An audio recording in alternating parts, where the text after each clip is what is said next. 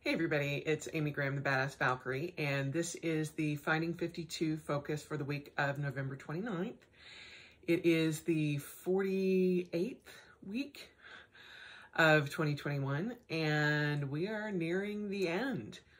I have 2 weeks as of today, which is Tuesday the 30th, till my surgery. So down to the wire and getting things done here at the house. I'm trying to make sure that everything is to a point where I can get through with a walker and all of that, but I am being very intentional about where I'm putting things, how I'm doing everything because of my surgery. And that brings me to the focus for this week. And that is to be intentional with what you're doing over this next month. A lot of us in the planner community are, starting to set our goals for 2022. There's a word of the year. There's all sorts of different things that come into play at the end of the year. You're looking forward to 2022. You're doing all sorts of planning and being hopeful because, we've been in lockdown. And I just want to make sure that you think about being intentional with what you're doing. And I say that because I am having to do that for myself. I don't know how I'm going to be training, working out, exercising, any of that for 2022, because I have no idea what it's going to be like after my surgery. Obviously, I will be, well, maybe not obviously, but I will be going home the same day as I get my surgery. So so on the 14th of December, I will have my total hip replacement, and then they're sending me home that day. And so for the first 3 days, I think they said that I'll be using a walker. And so to make sure that I can get around, I had to make sure I had furniture moved. I had to set up my walker and make sure that it worked everywhere. But I have no idea other than, I should be healed by 2022, but I don't know what my ramp up is going to be like. I was looking through my old planner, or old months, I guess, because it's still, was just September. But I know that mid-September I had a 5K, but I had not been running a lot prior to that because of my hip and my lower back. And since that race, I did a little bit of running after that, but in October, I pretty much dead stopped. And so I don't know what my ramp up is going to be like. Even if there was no hip issues whatsoever, not running or walking or doing anything for this past, 3 months, it has affected me, and both physically and mentally. And so I don't want to put unnecessary pressure on myself and go, well, you're going to have to run, so many miles, or you're going to have to do this every month, or you're going to have to, do all of this other stuff based on my physicality, when I have no idea what that's going to be like. I have no idea what my mobility is going to be like. Greg's like, I'm sure you just want to get through this and get back to your normal self. And I'm like, that's true. But again, I don't know what's going to happen. And I don't want to put all of these eggs in a basket and then that basket go to hell. And so I'm like, just trying to be intentional with what I'm doing and giving myself some grace to go, maybe I don't set any January goals other than, recovering. That's my one and only goal in January, recovery. And, looking at various words for the year, I'm trying not to, you know, let it affect me, or I don't want it to become a negative. And, you know, any of you who have seen, you know, John Rush's video that talks about he's not going to do a word of the year because in the end, he said it always just ended up being negative for him. And that's totally fine. You know, I think that a lot of us feel pressured to do that. Or, you know, all of the planner community is like asking you, what's your word of the year? What's your word of the year? What are you doing for your word of the year? And it almost gets to be kind of like FOMO, you know, fear of missing out. And you're like, well, I need to have one. You really don't. You could do whatever the hell you want to do. I am having one, and there are a few things that I'm looking at right now. My word of the year for 2021 was adaptability, and that has served me well. And so I'm trying to find something that will serve me well through 2022, when my biggest focus of 2022 is on health and on recovery.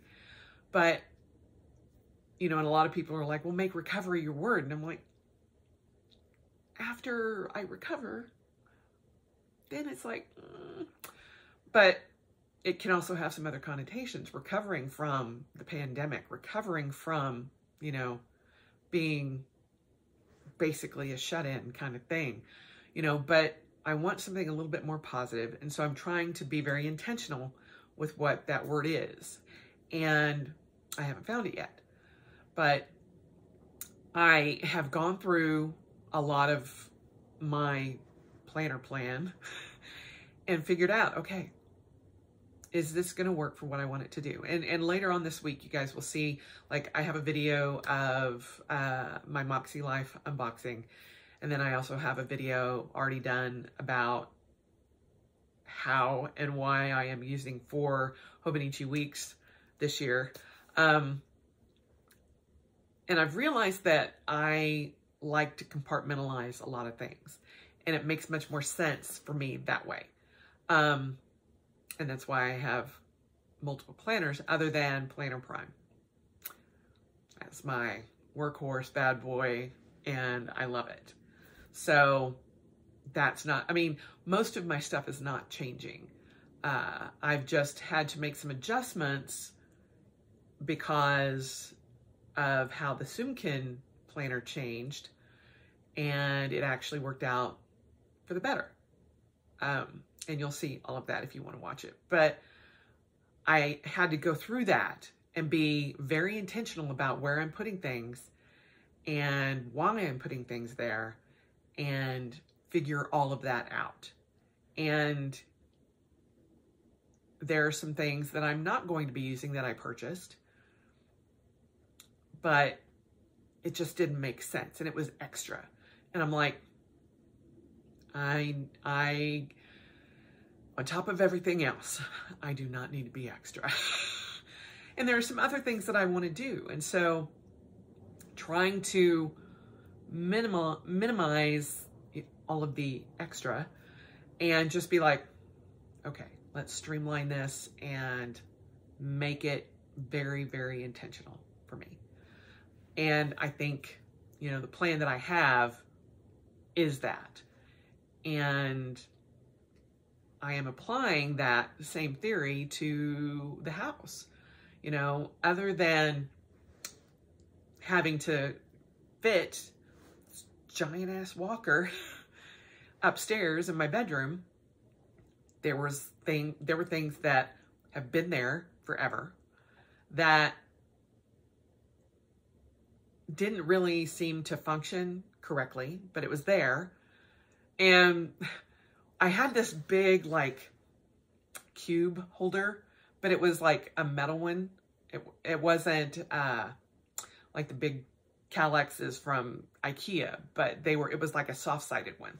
And I put that in front of my chest of drawers. And I had meant to put it somewhere else and never did, and it just got piled with stuff. 2 piles. That's me. And so when I realized that I couldn't have that there and still maneuver, I was like, okay, well, this has got to go. Took everything out of it, and I'm like, oh, that's where that went. That's where that is. Oh my gosh. Realized I had a ton more workout gear that, you know, I'd put my winter gear in there and my summer gear and separated it.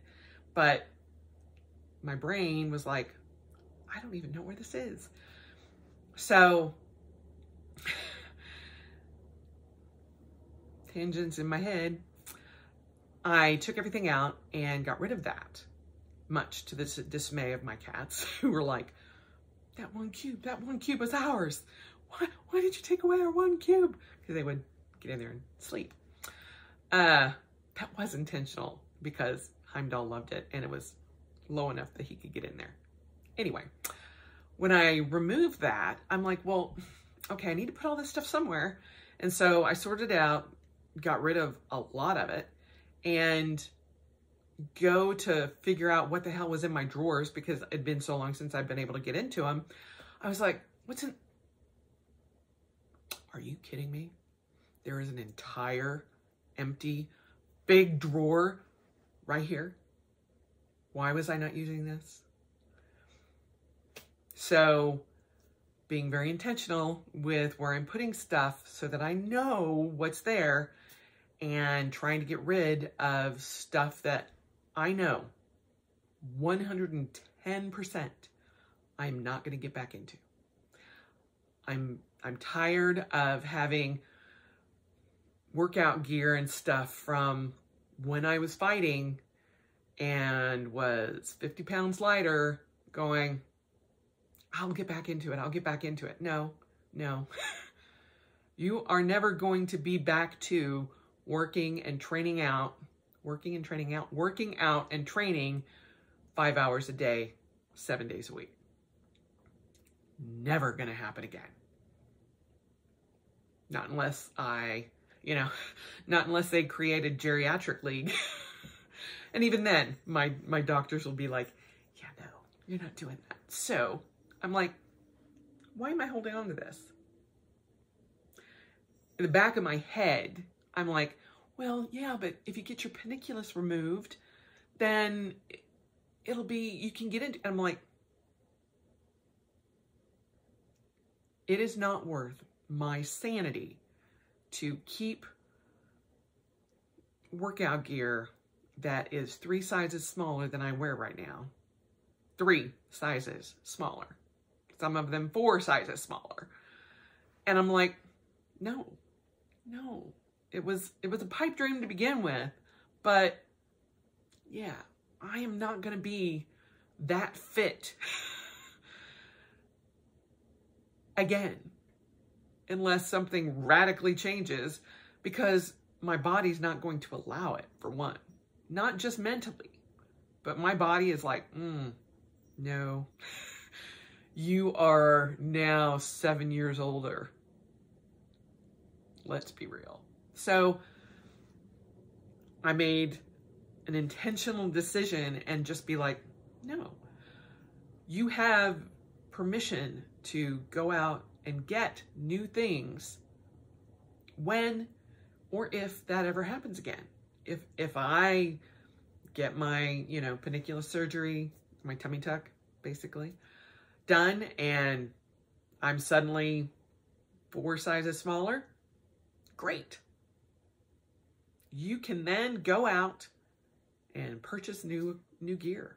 Do it. That part of me that's like, that just seems like a waste of money. Is that worth me sitting there looking at this pile of clothes that I can't get into and have that negative reminder of, you're never going to be like that again. No. Just keep, I wish. No, it's not. It's not. So I made the decision to just donate it all and let it serve somebody else. And it's funny because in my head, I'm like, oh my gosh, I'm getting rid of all, but in reality, all of that was thrifted anyway. I bought it all from the thrift store. So I didn't pay more than $2 or $3 an item anyway. So why am I doing this? I know why, mentally, because that's the way I was raised. And my mom had an entire closet of clothing that she couldn't wear that were hopeful clothes.